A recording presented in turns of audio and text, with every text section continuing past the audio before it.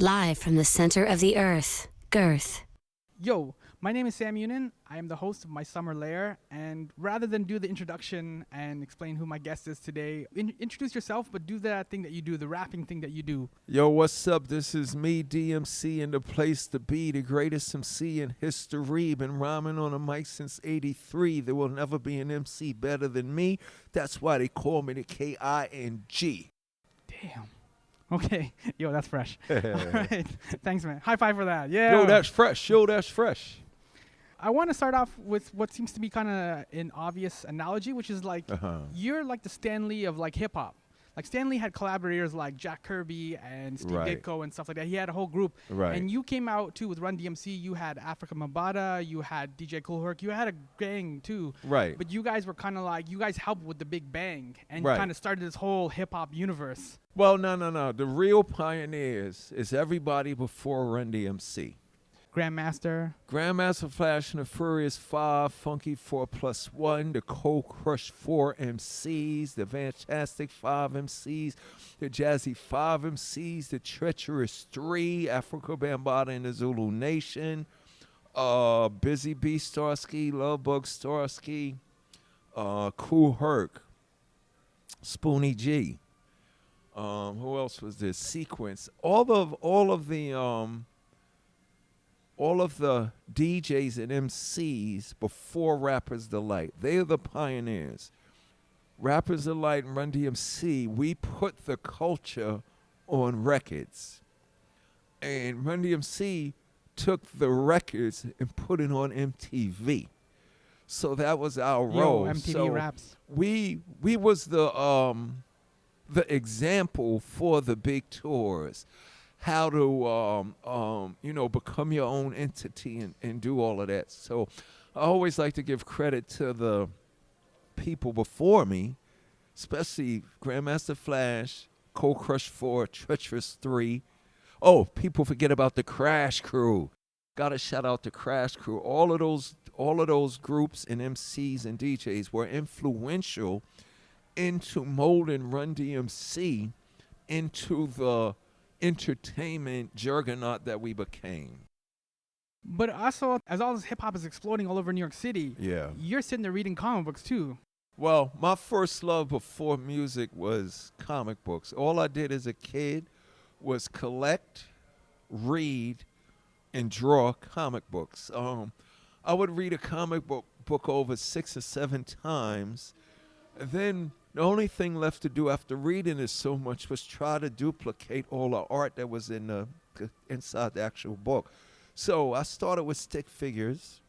You know, the stick figures with the horns and the Raggedy Cape was Batman. The stick figure with the S on it was Superman. But then, and a lot of artists who draw now, and all of the legendary artists for Marvel and DC, by that matter, told me they started the same way.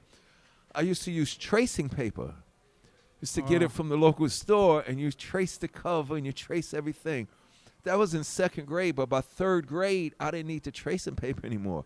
I could just look at the Spider-Man cover and draw it the exact way that it was, in the book. And that's all I did as a kid. And by me reading comic books all the time, it made me a good student. So I was a straight A student because I come from a generation where the educators was like, don't let the kids read comic books. They need to read their textbooks and their workbooks, which is true. Right. But they overlooked the fact that I was reading every day, so it made me a great student. And the comic books did what for me? It gave me reading skills, language skills, but it also gave me an imagination. So comic books set me up for hip-hop. When hip-hop came over the bridge from the Bronx to Queens, New York, I was like, oh, shoot.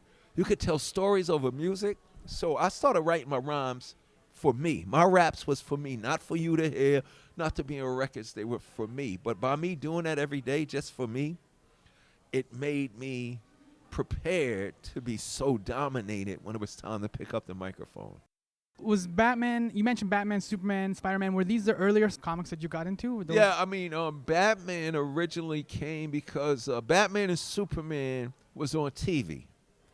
with the live, Burt, Adam West and Burt Ward and Superman with George Reeves, you know what I'm saying? So I grew up seeing Superman and Batman on TV, but I was still a kid. It wasn't that appealing to me. It was just cool that, wow, Superman and Batman's on TV, but it wasn't the ones that was in the comic books. Mm-hmm. So the comic books was always my place. Yeah, because Batman didn't dance in the comics. Exactly. And the comic books, when you're reading a comic book, the art, the writing, the subject matter, the stories, all those emotions you feel when you're reading a comic book.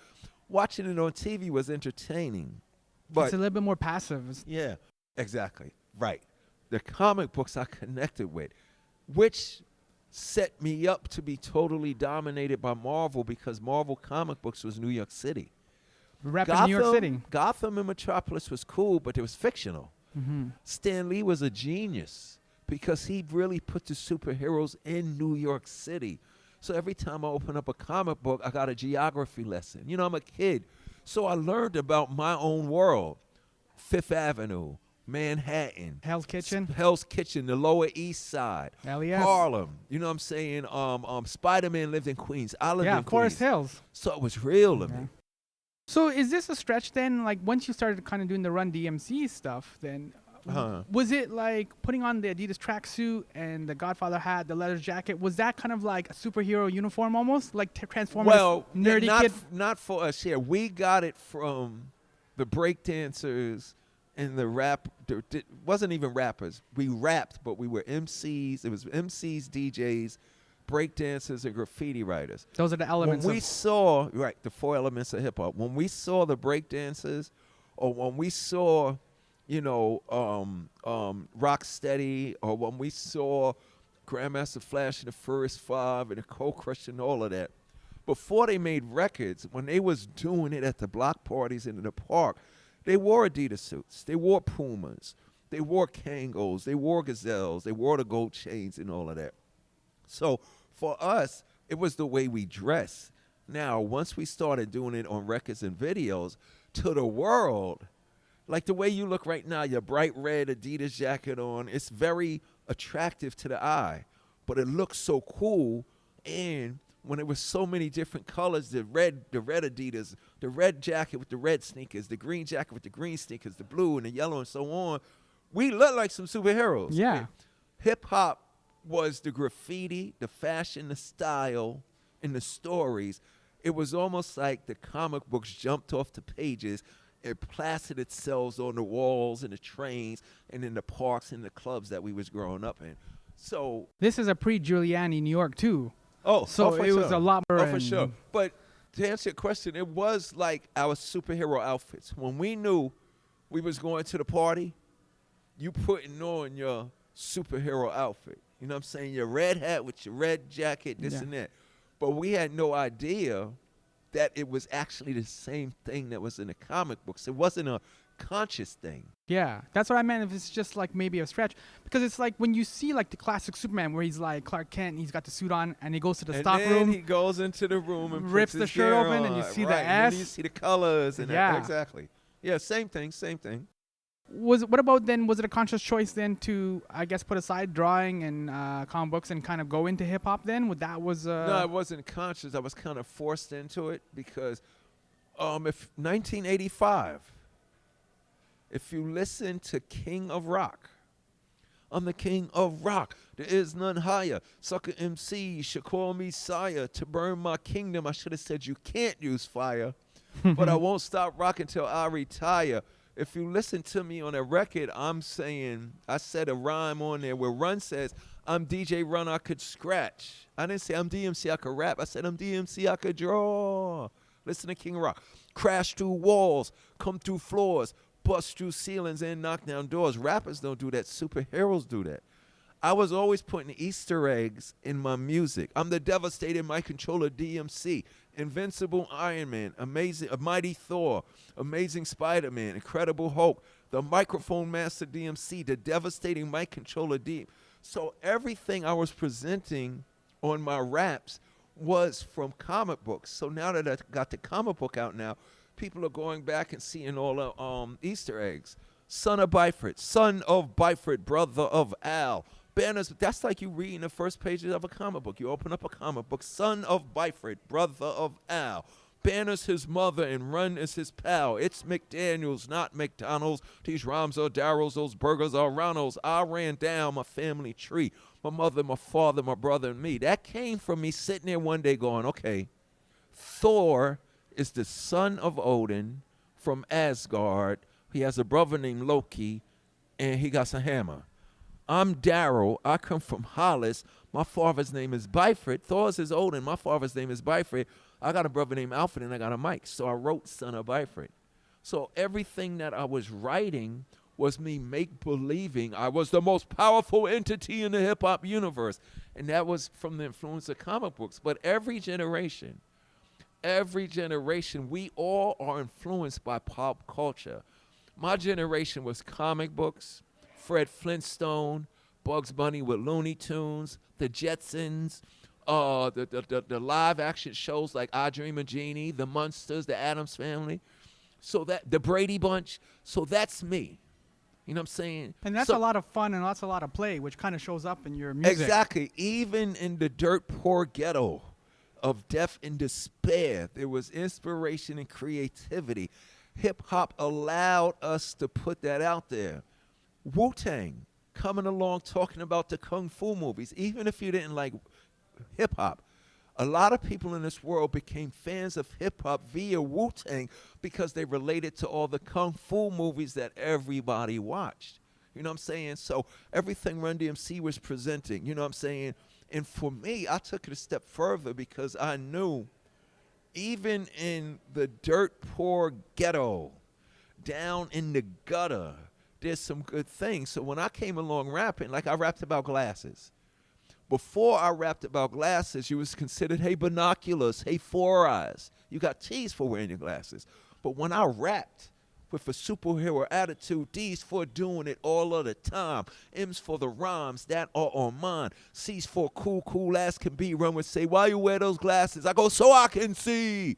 I didn't wear them to be cool. Yeah. I didn't wear them. I wore them because if I didn't wear them, I'd be blind. But then all the other little kids that was taking the glasses off when they went outside, they put them on, glasses became cool. So it's also that superhero thing, you know.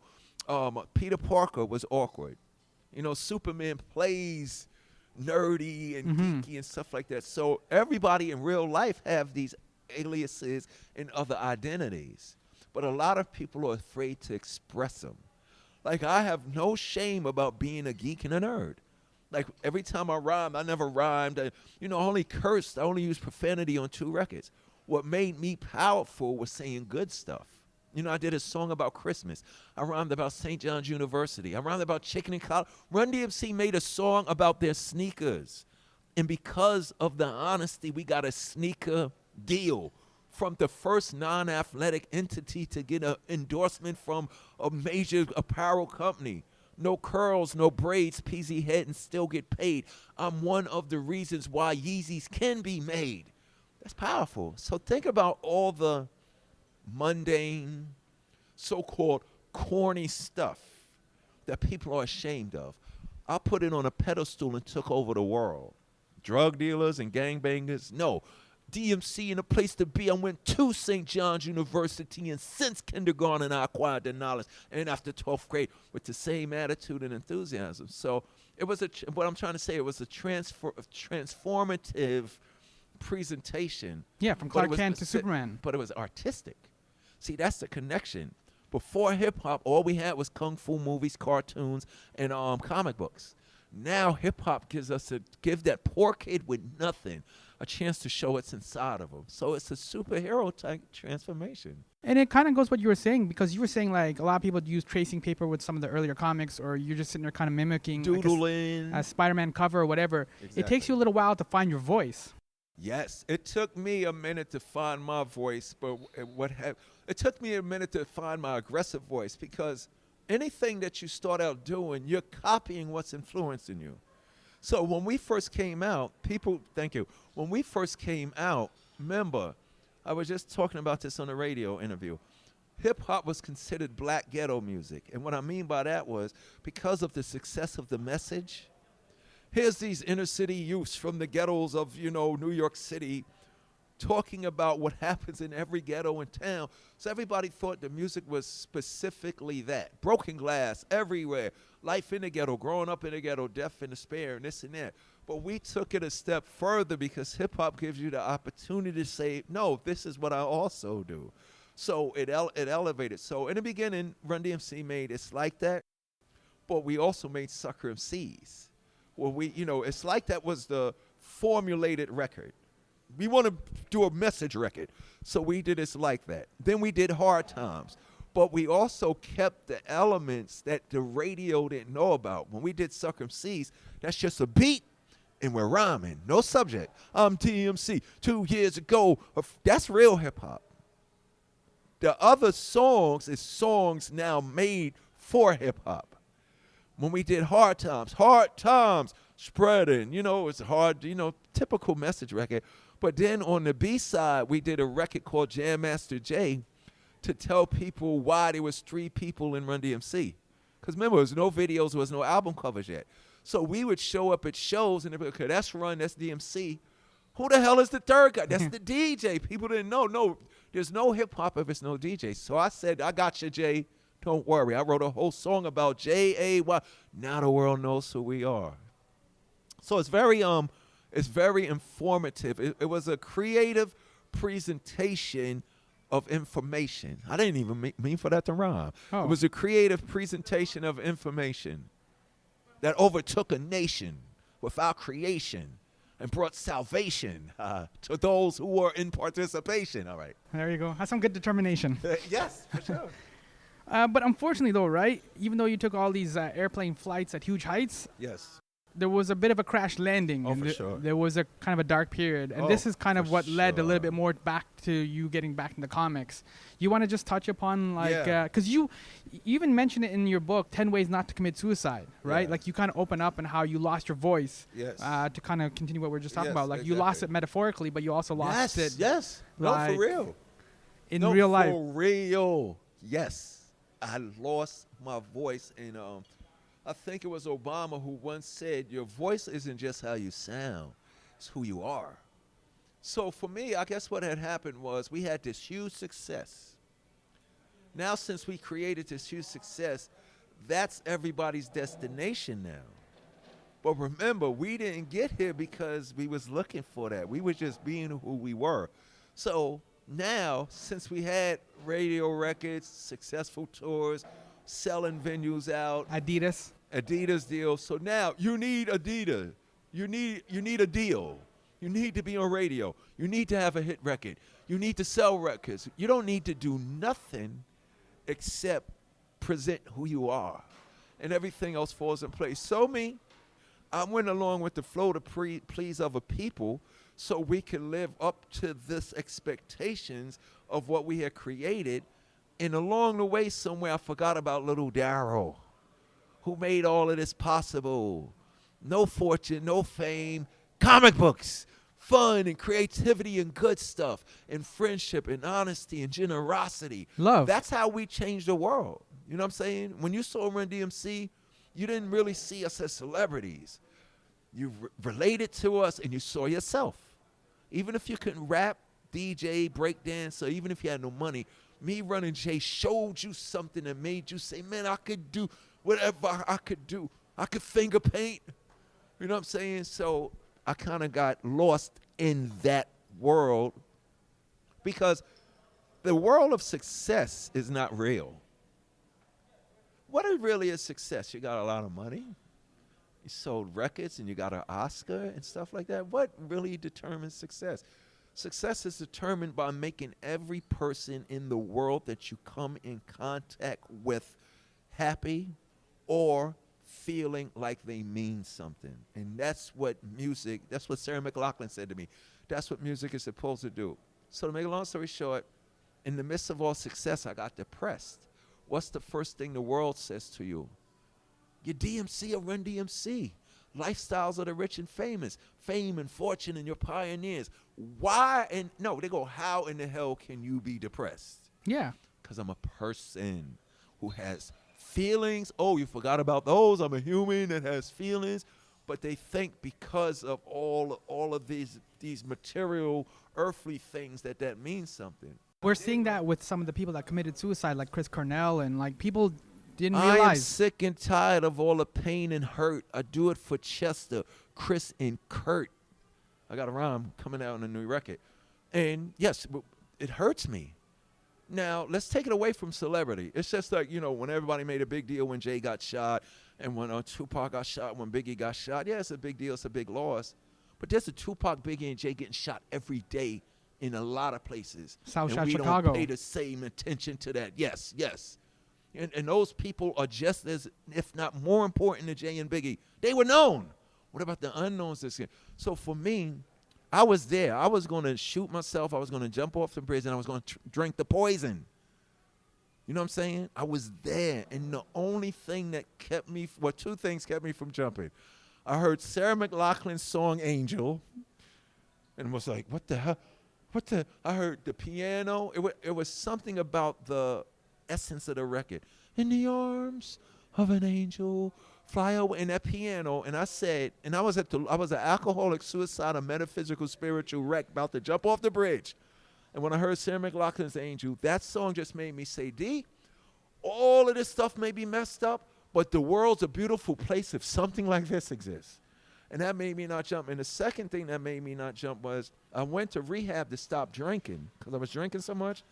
And I discovered this thing called therapy. And in therapy, it was the first time in my life where Darryl got to talk to Darryl.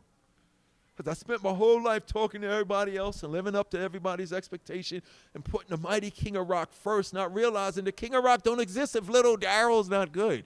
So our lives is about feelings. So when I went into that dark depression, the only thing left for me to do is like, if hip-hop is taking away from me, and it was, I found out I was depressed. Then I found out that I was adopted at age 35.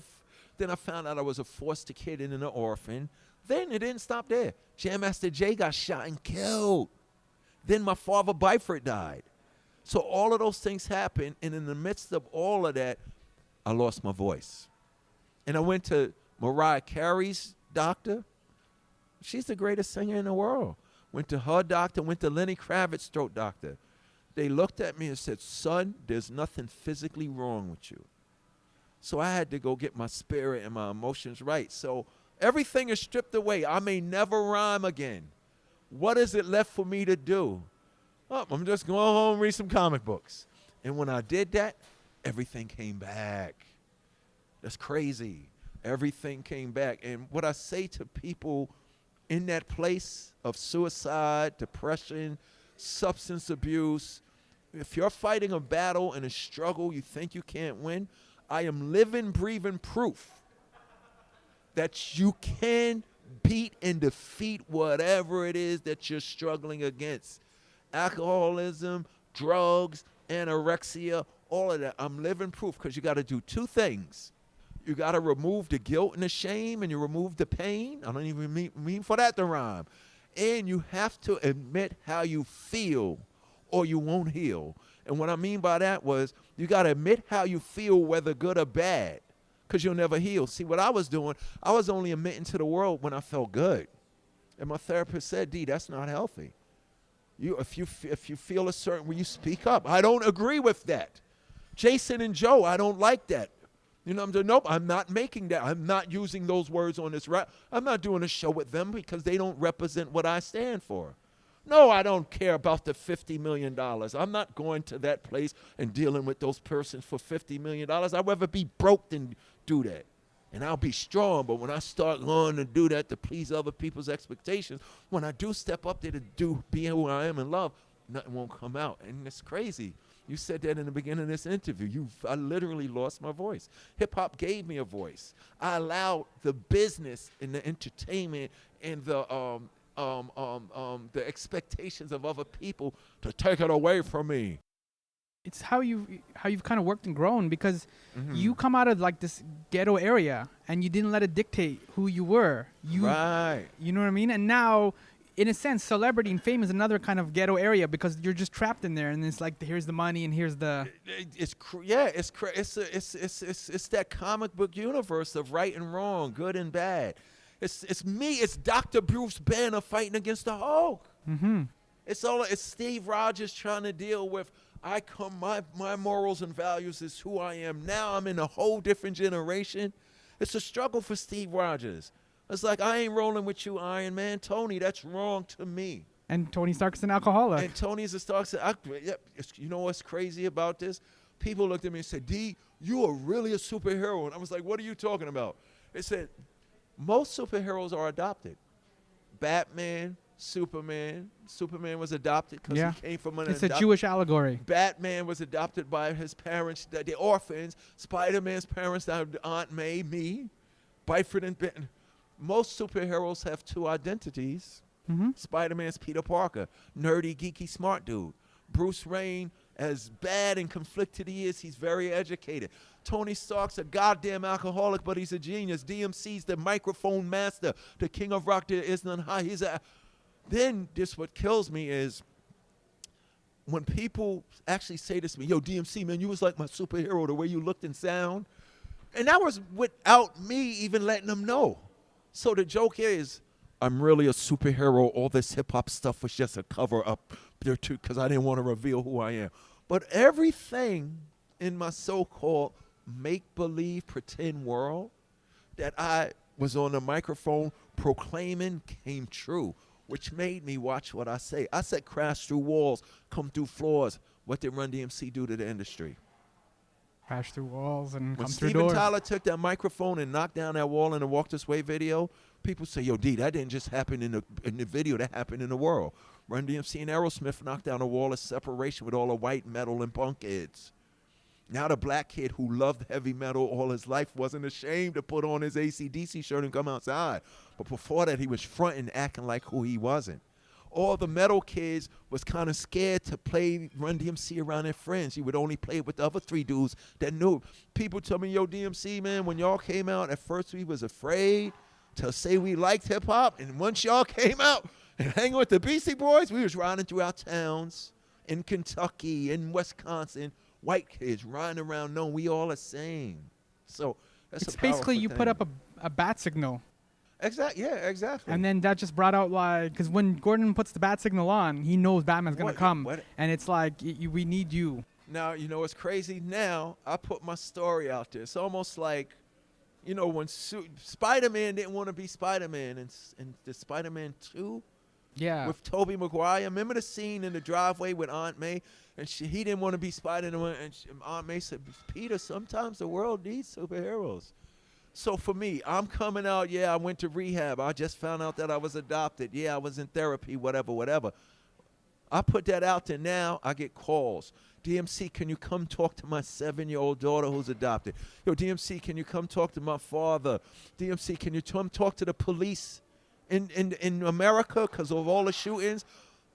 There's a lot of pressure on the good cops. They're alcoholic and drinking themselves because now they're being put in they're being judged along with all the bad knuckleheads out there.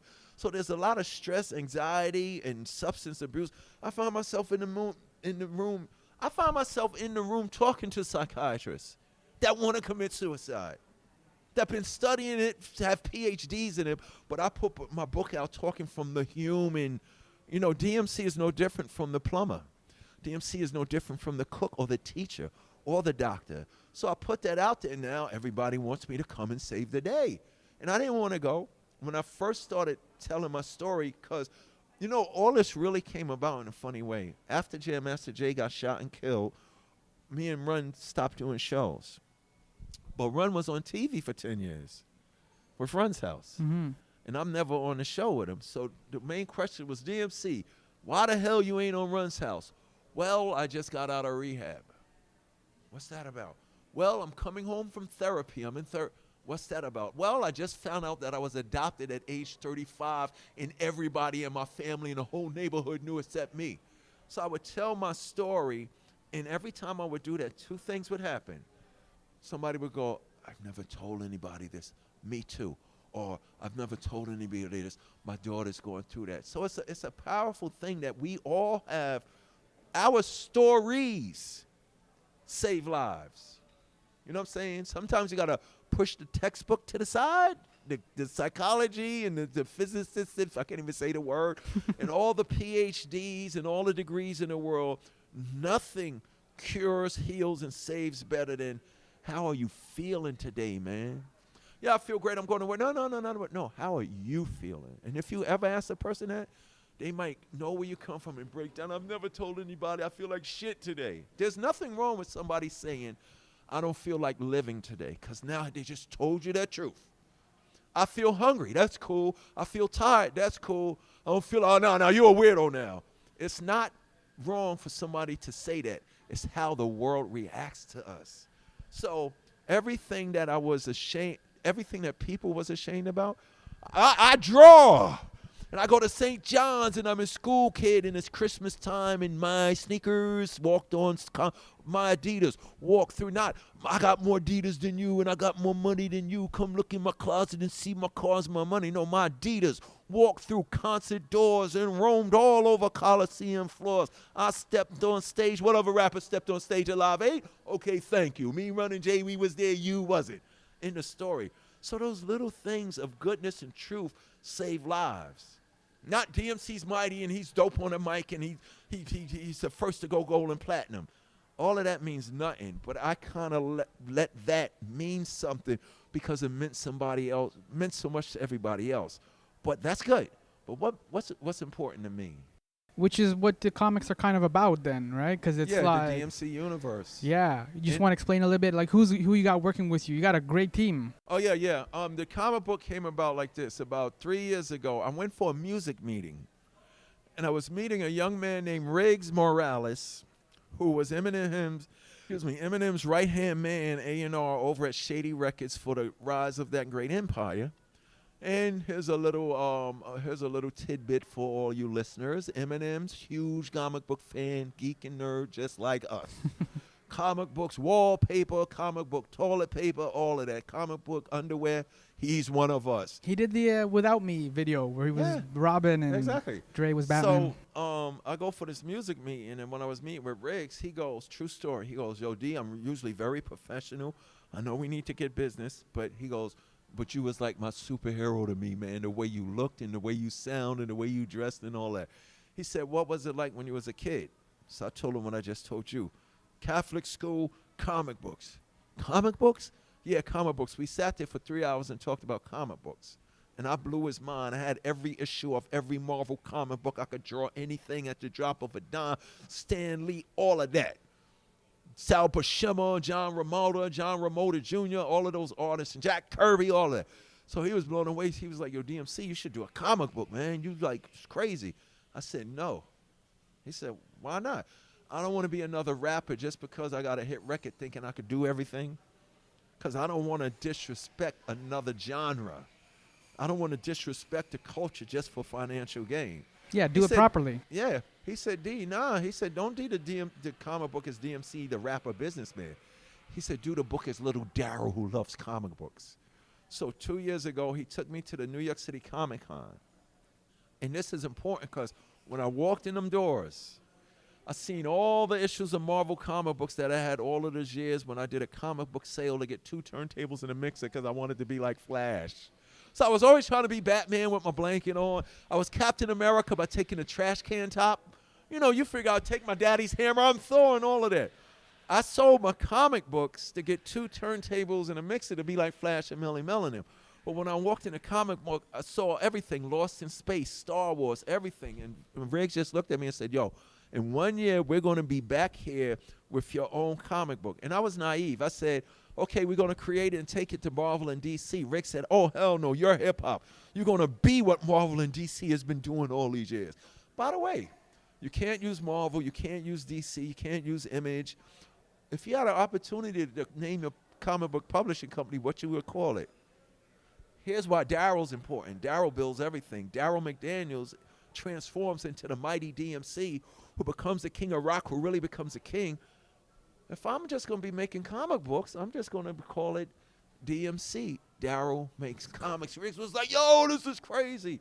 So we started it as a tribute and celebration of what makes all comic books dope, desirable from every generation.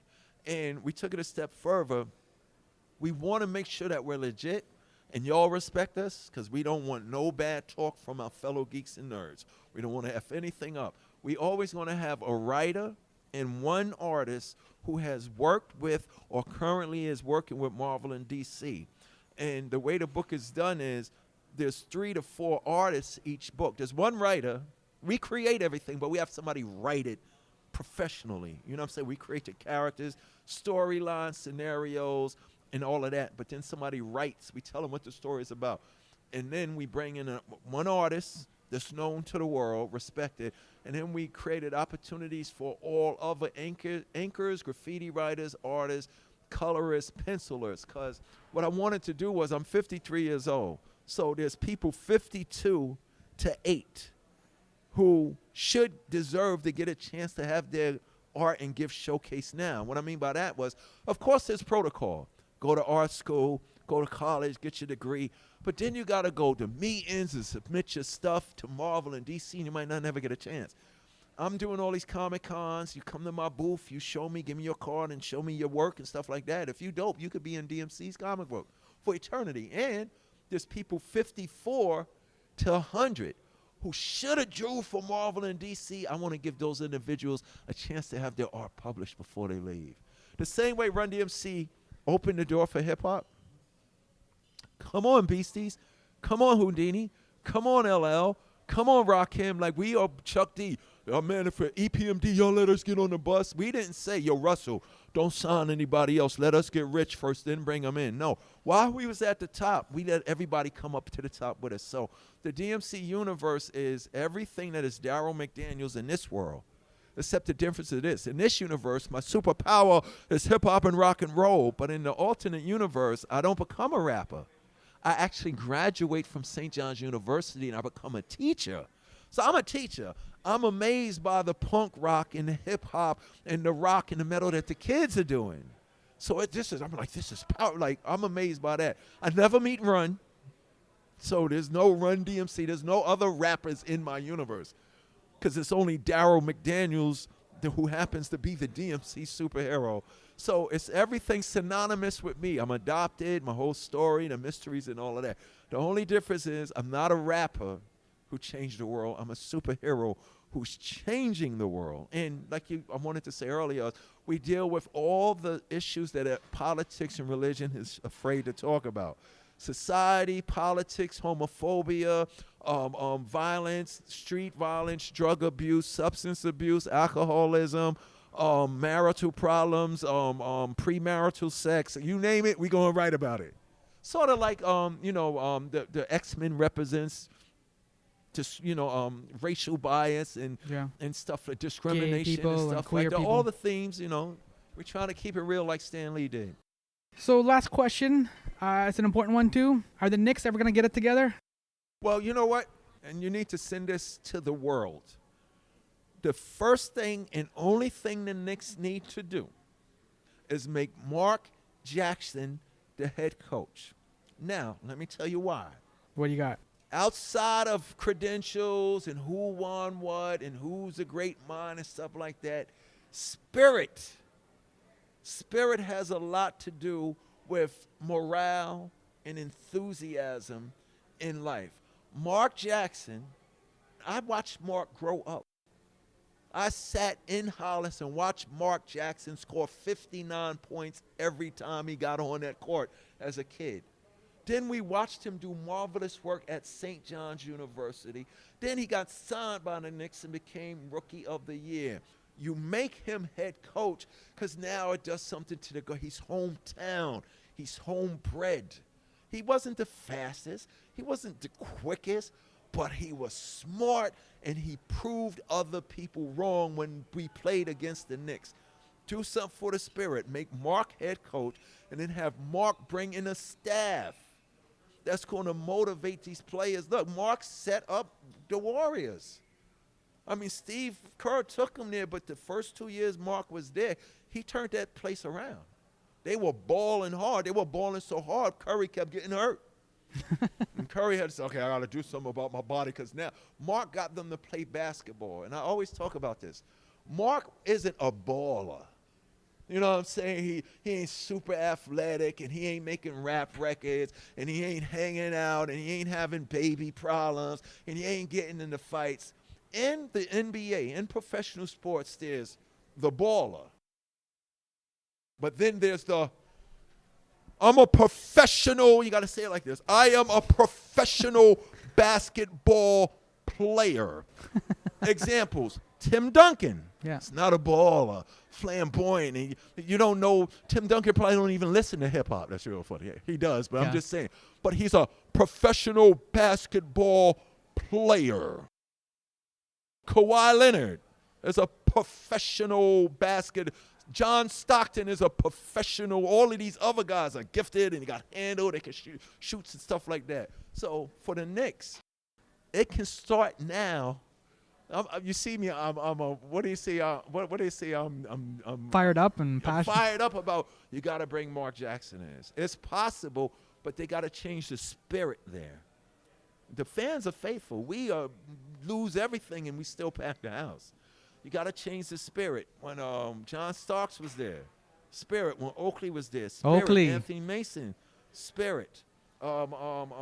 Ewing. Patrick Ewing, spirit. What's the other player? They brought Xavier McDaniel in. Remember, they would make little moves that kept the morale and the spirit of, Madison Square basketball up there. All right, we got to end it there because it's a high note, and it's like this is kind of the journey that you've taken us all on, right? Like inspiration and like coming back from the darkness, getting out of the ghetto. Exactly. It's a superhero journey. Yeah, it's like Jesus in the desert. It's like Moses and the Jews in the desert. It's like I got a question for you. Okay, what you got? Captain America, Civil War. Whose side you on? Who you fighting for? Tony Stark wants to obey the law, so Mr. Steve Rogers has to go outlaw. What would you do if you had to fight and give up your life for what you believe is right? Deep down inside, do you know the answer? Do you have the pride of the Black Panther? Would you jump on a team like Spider-Man because you can jump on a wall like a spider can? Or would you say, oh no, I can't, man, and try to do it big like you was Ant-Man? Life is full of many decisions. You got to have the wisdom and the vision of vision. A superhero like D, when it comes to war, I'm coming like the Hulk and the mighty Thor. Damn, that was fresh. Yo, high five, brother. Thanks. Thank you. Thanks, DMC.